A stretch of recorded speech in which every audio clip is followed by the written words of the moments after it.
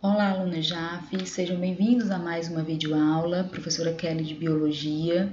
Hoje nós iremos finalizar a primeira parte do reino Animalia, que é o grupo dos invertebrados, com artrópodes e equinodermos. Mas antes, gostaria já de convidá-los, alunos do segundo ano, a se inscreverem no canal JAF Conecta, curtir, compartilhar com os colegas. É muito importante que outros alunos tenham acesso a essas videoaulas. Mas vamos ao nosso assunto de hoje.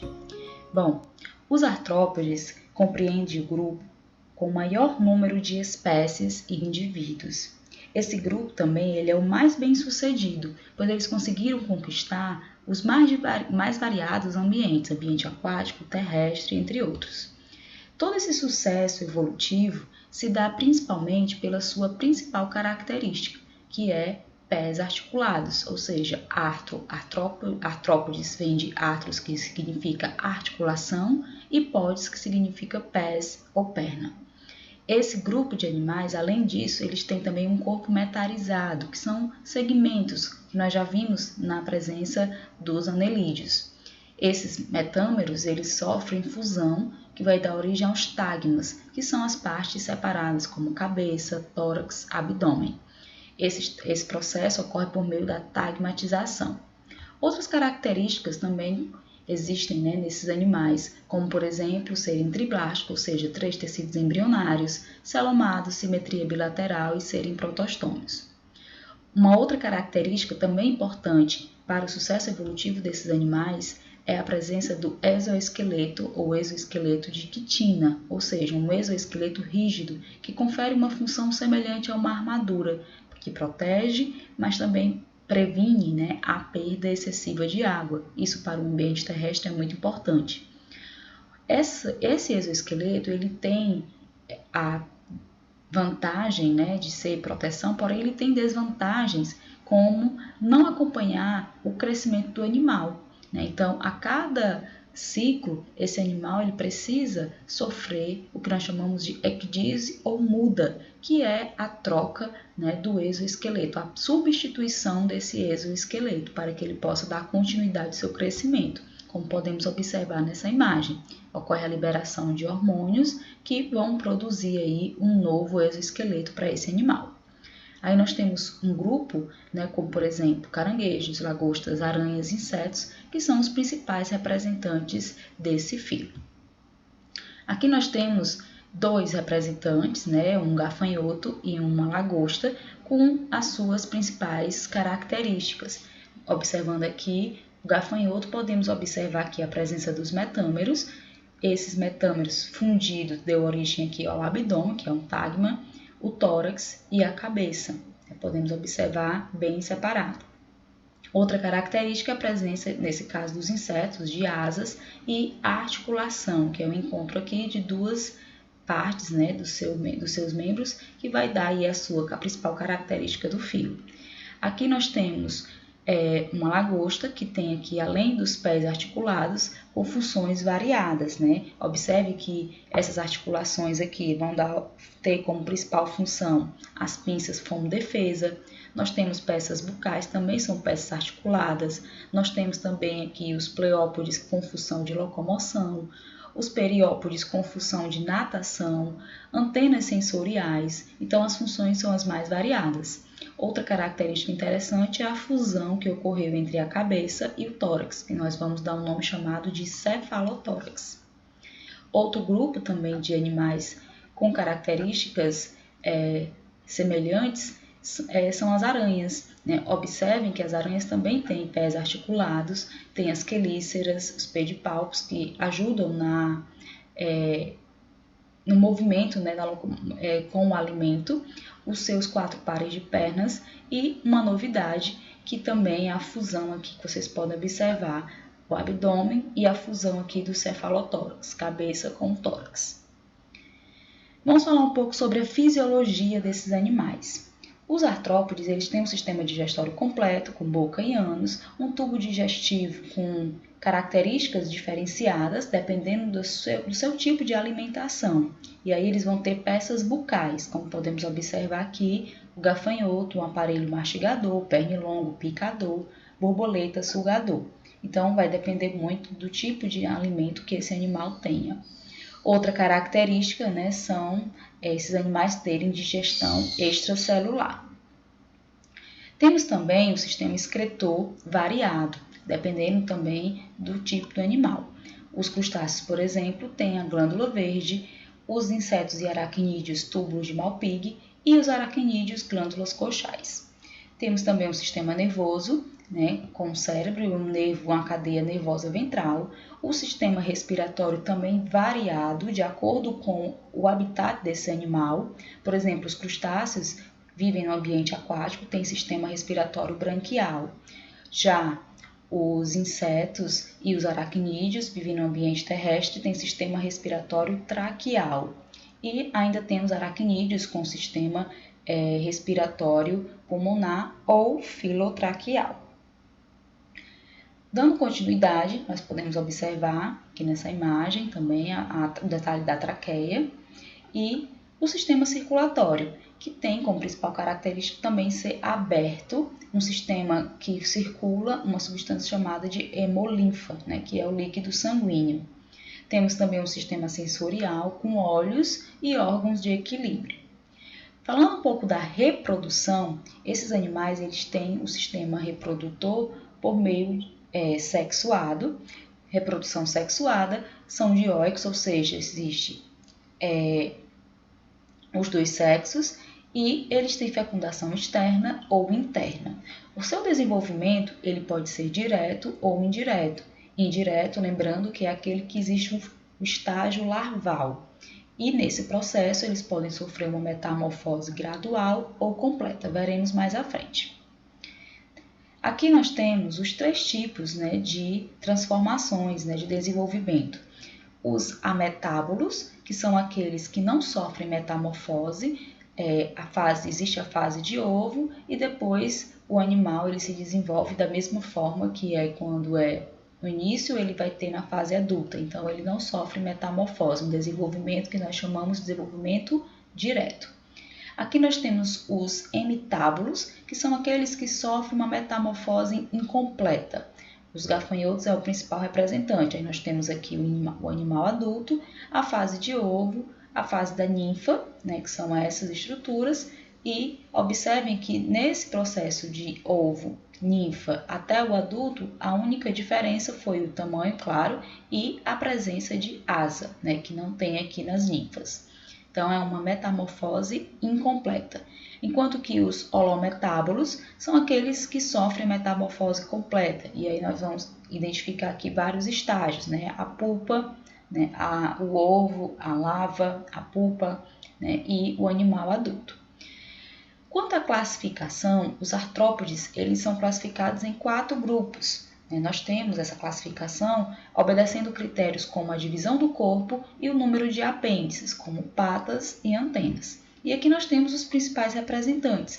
Nós temos os insetos, representando aqui pela barata, nós temos os crustáceos, nós temos os miriápodes, né? E nós temos os quelicerados, representando aqui pela aranha, mas também nós temos o escorpião que está dentro desse grupo.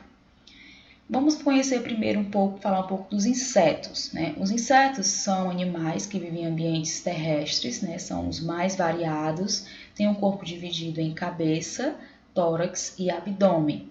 Possuem um par de antenas e a grande maioria possuem asas. Aqui nós temos alguns representantes, como por exemplo as borboletas, abelhas, gafanhoto e formigas. Esses animais têm como característica, como eu já falei, a presença de cabeça, tórax e um abdômen. Esses animais possuem asas, né, em sua grande maioria os insetos, e tem nessa estrutura aqui o órgão também reprodutor e abertura dos órgãos respiratórios. Como os insetos se desenvolvem? Os insetos eles têm como principal característica no desenvolvimento a deposição de ovos no solo, né, ou partes da planta, ou até mesmo na água. Esses insetos eles têm 3 tipos de desenvolvimento: desenvolvimento direto, metamorfose incompleta e metamorfose completa, como falei anteriormente. Vamos conhecer aqui um pouco sobre esses desenvolvimentos. Como eu já mostrei, esse estágio é aquele que não ocorre metamorfose, né? Aqui nós temos, né, a fase do ovo e o estágio adulto, né? Então não tem mudança. Já a incompleta, como mostrei anteriormente, temos uma metamorfose incompleta, gafanhoto, que tem 3 estágios, que é o estágio de ovo, ninfa e o animal adulto, somente aí tendo a asa, né, como diferença. E a metamorfose completa é aquela em que ocorre uma transformação completa, né, que nós temos a fase do ovo, larva, a pupa e o animal adulto. Os insetos e o ser humano têm relações bem diferentes, né? Tem relações com aspectos positivos e relações com aspectos negativos. Aspectos positivos podemos destacar a polinização das flores, que ajuda no processo da agricultura. As abelhas, né, obtêm mel. O bicho da seda também é importante na indústria dos tecidos. Já os pontos negativos, nós temos a questão das pragas que atacam plantas na agricultura. Nós temos também insetos transmissores de doenças e insetos também que causam prejuízos, como traças e cupins. Vamos falar agora sobre outra subclasse, que são os crustáceos. São animais que vivem principalmente nos oceanos, ou em água doce, ou também no ambiente terrestre. Temos como principal exemplo caranguejo, siri, camarão, lagosta. Essas espécies normalmente elas servem de alimento, são animais que possuem número variado de patas e 2 pares de antenas. Algumas espécies são filtradoras e outras são carnívoras. Aqui nós temos as principais características do corpo, que é a fusão do tórax com a cabeça, o cefalotórax, mais o abdômen, 2 pares de antenas, 1 par de mandíbulas, 5 pares de pernas e geralmente possui apêndices abdominais, que é o que nós podemos observar aqui. Nós temos aqui o abdômen, o cefalotórax, que é a cabeça com o tórax. Nós temos aqui também patas abdominais e os pares de antenas. Aqui nós temos alguns exemplos de crustáceos, como caranguejo, lagosta, camarão e siri. Dando continuidade, nós temos os quelicerados, que compreende o grupo das aranhas, escorpiões, carrapatos e ácaros. As aranhas têm como principal característica serem predadores diversos, são animais que possuem 4 pares de patas, possuem quelíceras que ajudam, né, na questão da inoculação do veneno na presa, pedipalpos para manipular o alimento e glândulas fiamideiras para a confecção de teias. E aqui nós temos a imagem de uma aranha com as suas principais características, principais estruturas. Algumas espécies de aracnídeos nós temos aqui as aranhas, o escorpião, ácaro e carrapato, todos compreendem o mesmo grupo. O outro aracnídeo, também muito conhecido, são os escorpiões, que também são predadores de vários animais, tem 4 pares de patas, a fusão também do cefalotórax com o abdômen, e a novidade é que eles possuem o aguilhão, né, que diferente das aranhas, eles têm o aguilhão para inocular o veneno. Aqui nós temos a estrutura do corpo desses animais. Em seguida, nós temos aqui os carrapatos e os ácaros, que também faz parte do grupo dos aracnídeos. São animais de corpo inteiriço, né, o cefalotórax fundido com o abdômen, que é uma novidade. Apresentam 4 pares de patas. Os ácaros, eles são animais que se alimentam principalmente de pequenas estruturas, restos de células mortas. Já os carrapatos se alimentam do sangue, né, de outros animais. E aqui nós temos a imagem do carrapato com o cefalotórax fundido com o abdômen, é uma característica, e o ácaro, né, também, microscópico. Outro grupo, outra classe, são os miriápodes, que é dividido em 2 grupos, os quilópodes e os diplópodes. Quilópodes são animais de hábitos noturnos, né, os principais conhecidos, né, são as centopeias ou lacraias, dependendo da região onde se mora, eles vão ter nomes diferentes. A principal característica dos diplópodes, diferença em relação aos diplópodes, é o número de par de pés, né, por segmento. Eles possuem 1 par de patas em cada anel, em cada segmento. São animais terrestres, carnívoros e de movimentos rápidos. Temos aí como exemplo a centopeia e a lacraia. 2 imagens, né, representando esses 2 animais. E os diplópodes, que são animais que, diferente dos quilópodes, vão ter 2 pares de patas por cada anel, por cada segmento. Esses são animais terrestres, herbívoros e de movimentos mais lentos. E aí nós temos o piolho de cobra e o emboá, né, bem conhecido. Aqui nós temos um quadro, né, comparativo mostrando as principais diferenças, né, desses grupos dos artrópodes, dos insetos que possuem 3 pares de patas, né, no caso eles são hexápodes, tem 6 pés, antenas, possuem um par, a maioria possui asa, né, o único grupo que possui asas, os outros não possuem, né, e aí nós temos as principais características que vão diferenciar esses grupos, né, dos artrópodes. E agora, né, vamos falar um pouquinho da importância, né, desses animais, além da importância gastronômica, eles também são muito importantes na cadeia alimentar, pois eles servem de alimento, né, para muitos animais.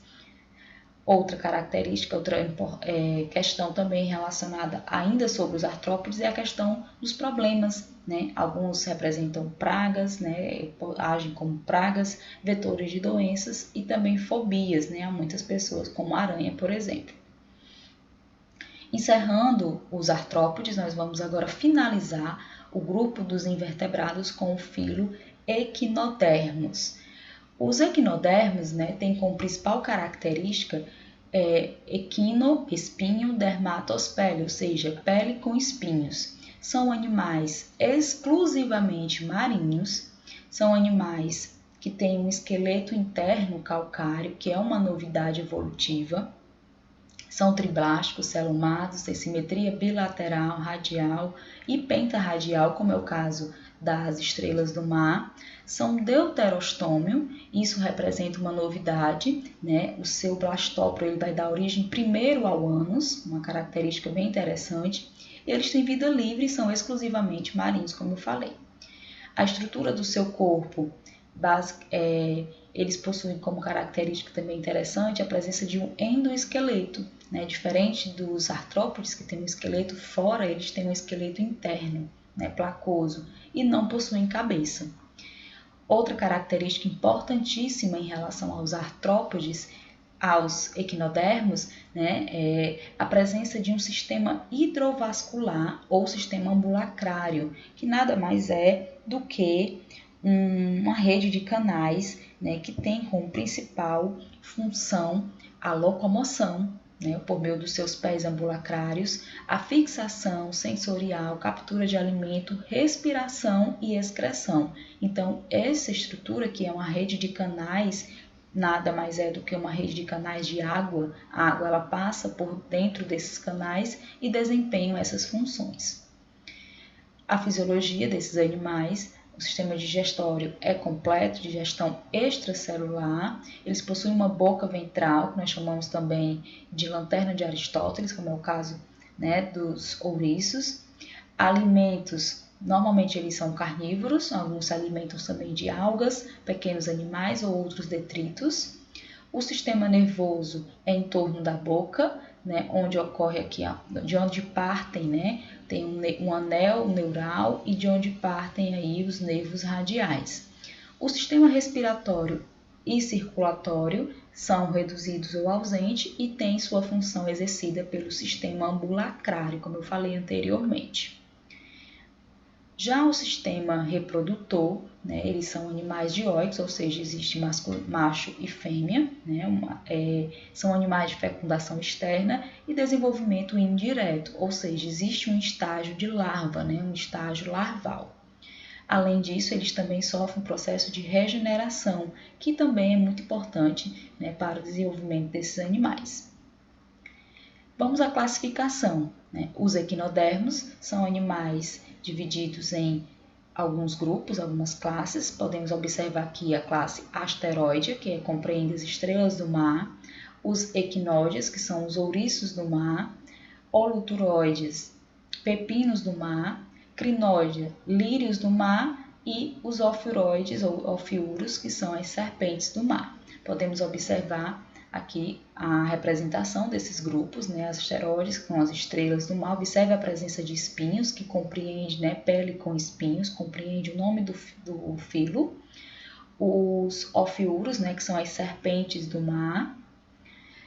Nós temos aqui os holotures ou pepinos do mar, os lírios do mar, os ouriços do mar e, finalizando aqui, nós temos a bolacha da praia. Com isso, nós encerramos, né, o estudo dos equinodermos e artrópodes. Eu espero que vocês tenham compreendido, façam as devidas anotações e atividades e até o nosso próximo encontro.